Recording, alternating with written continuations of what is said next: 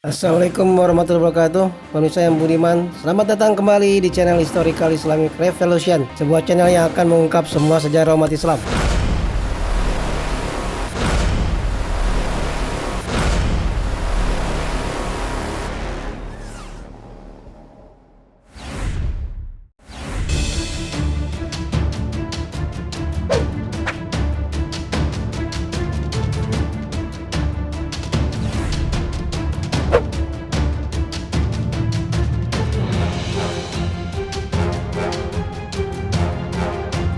Pada episode 31 lalu, kita sudah menerangkan tentang peristiwa People Crusade atau Perang Salib Rakyat. Perang yang diikuti oleh rakyat petani dan dipimpin oleh para paus yang lemah dalam pengalaman perang dan disiplin, yang hanya mengandalkan semangat kekristenan dan dalam mentaati propaganda membebaskan Yerusalem atas nama Tuhan yang diserukan oleh Paus Urban II.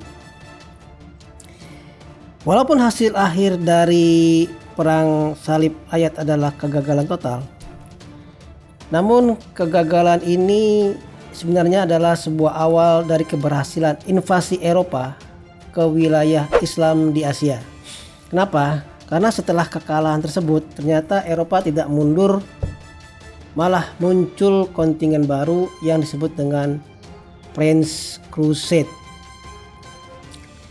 Disebut Prince Crusade karena kontingen kali ini berisi pasukan yang dipimpin oleh para kesatria dan bangsawan, serta membawa pasukan yang memang terlatih dan disiplin dalam bertempur. Tidak seperti perang salib budak yang dipimpin oleh Pastor Peter the Hermit, Volkmar, dan Gokstad yang memang tidak mengerti cara berperang dan hanya mengandalkan semangat kekristenan yang akhirnya berakhir mati konyol. Kontingen Prince Crusade ini dibagi menjadi 4 kontingen yang menurut Philip Kahiti dalam bukunya History of Arab, total jumlah mereka mencapai 150.000 orang, 2 kali lebih besar dibanding dengan kontingen People Crusade, yaitu di mana pasukannya hanya berjumlah sekitar 60.000. Rata-rata pasukan kontingen Prince Crusade ini berbahasa Perancis, sehingga kaum muslimin menyebut mereka sebagai kaum Frank. Pasukan ini berangkat sekitar Agustus 1096, dan sebelum berangkat mereka mendapat pemberkatan dari Paus Urban II. Dari 4 kontingen ini, yang pertama dipimpin oleh Geoffrey de Bouillon, seorang pangeran dari Jerman yang berangkat melalui Hongaria. Dan ajaibnya, mereka melewati Hongaria tanpa insiden sama sekali, seperti yang terjadi pada pasukan Peter the Hermit dan pasukan perang salib rakyat yang melewati Hongaria, yang mana sempat terjadi insiden perang. Insiden dapat dihindari karena memang pasukan Geoffrey ini memiliki disiplin yang sangat tinggi dan patuh kepada pimpinan. Geoffrey mengultimatum kepada pasukannya untuk tidak melakukan kekerasan apapun terhadap penduduk yang mereka lewati, dan apabila ada yang melanggar, Geoffrey tidak segan-segan untuk membunuh. Pasukan ini sampai di Konstantinopel Desember 1096. Setelah bertemu dengan Alexius, Raja Konstantinopel, yang merupakan juga Raja Kerajaan Bizantin, Geoffrey berjanji akan mengembalikan tanah yang direbut pasukan Turki Saljuk kembali kepada Kaisar. Dan sebagai gantinya, Alexius berjanji akan memberikan tanah kepada Geoffrey di wilayah Bizantin. Pasukan kedua dipimpin oleh Bohemin dari Italia Selatan. Perlu diketahui bahwa antara Bohemond dan Raja Konstantinopel Alexius adalah musuh lama.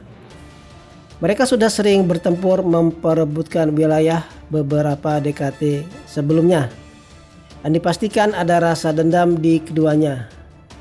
Namun karena adanya semangat perang suci merebut Yerusalem, maka mereka memilih melupakan sejenak pertikaian mereka sebelumnya. Sehingga keduanya menjaga jarak ketika bertemu. Pasukan Bohemond sampai di Konstantinopel April 1097.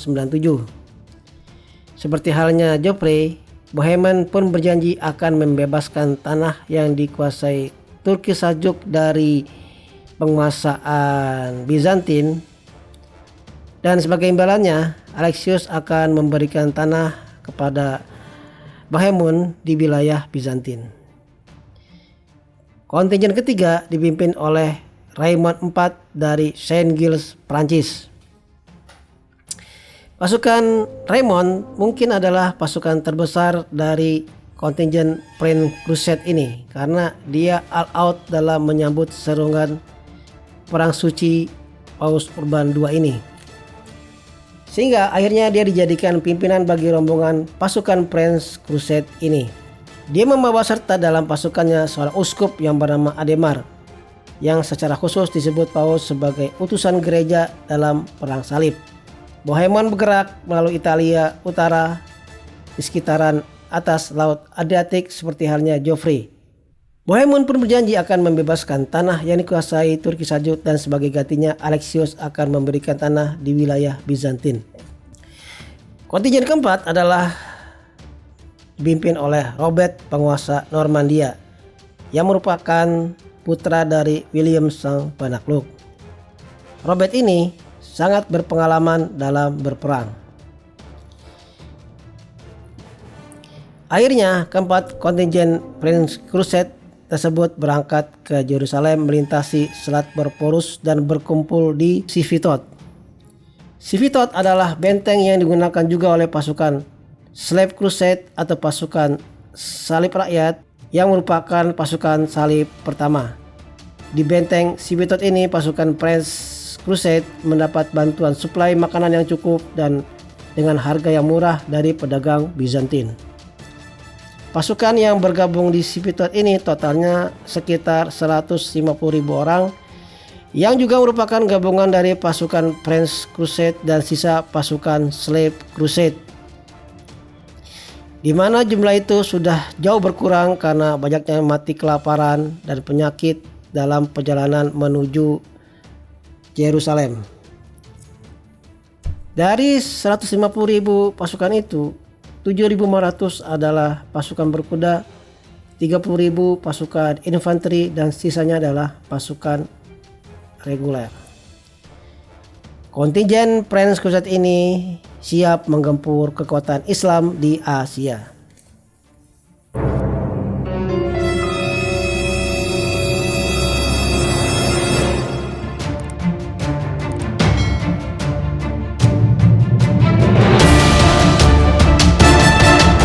Slave Crusade dan Prince Crusade merupakan peristiwa sejarah yang mengubah sejarah dunia, terutama Eropa Barat. Antusias masyarakat dan bangsawan atas sambutan seruan Paus Urban II ini menakjubkan. Kenapa? Karena satu, jaraknya yang sangat jauh. Jarak Eropa Barat ke Yerusalem itu sekitar 3.000 km. Dan pasukan salib ini rata-rata waktu yang ditempuh untuk mereka habiskan dengan kondisi teknologi transportasi saat itu, mereka membutuhkan waktu sekitar 5-6 bulan. Mereka menjalani perjalanan itu dengan semangat atau bisa dibilang modal nekat karena mereka pergi tanpa perbekalan makan yang cukup. Wajar saja perbekalan minim karena pasukan People Crusade pergi di musim semi, di mana pertanian belum menghasilkan panen. Yang harus kita pahami adalah negara Eropa dengan 4 musim, mereka panen hanya di musim panas. Sedangkan musim lainnya mereka makan dari persediaan yang disimpan, apalagi di musim dingin.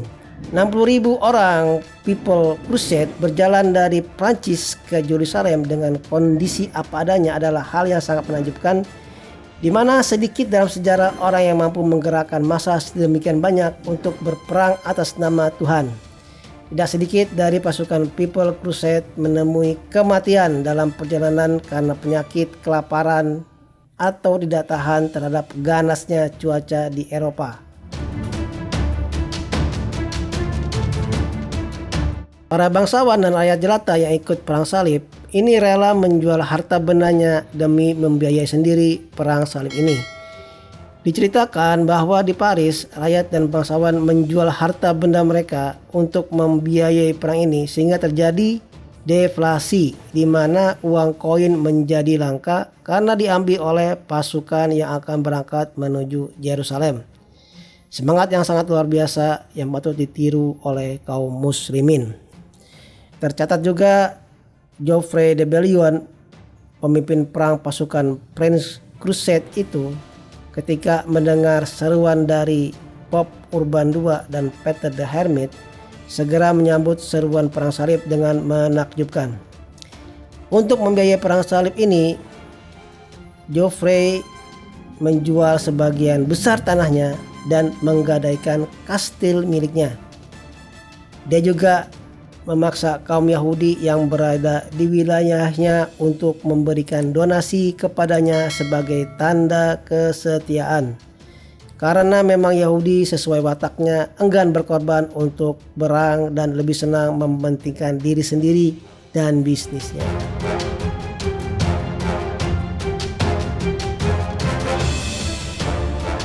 Perang salib diikuti oleh berbagai negara Eropa yang bahasanya berbeda-beda. Ada yang berbahasa Jerman, Prancis, Latin, Yunani, Hongaria, Bavaria, Fleming, Frisian, Galia, Lotharingian, Bavarian, Norman, Skotlandia, Italian, Dacian, Apulian, Iberian, Armenian, dan Inggris.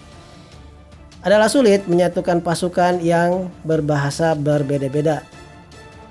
Lalu pasukan salib itu disatukan dengan simbol salib yang dirajut pada baju mereka. Mereka akhirnya berkelompok-kelompok berdasarkan bahasa dan pemimpin mereka. Karena berbeda bahasa, kadang juga banyak timbul perselisihan. Tapi secara ajaib mereka disatukan oleh satu tujuan, yaitu pembebasan Yerusalem dengan semangat kekristenan.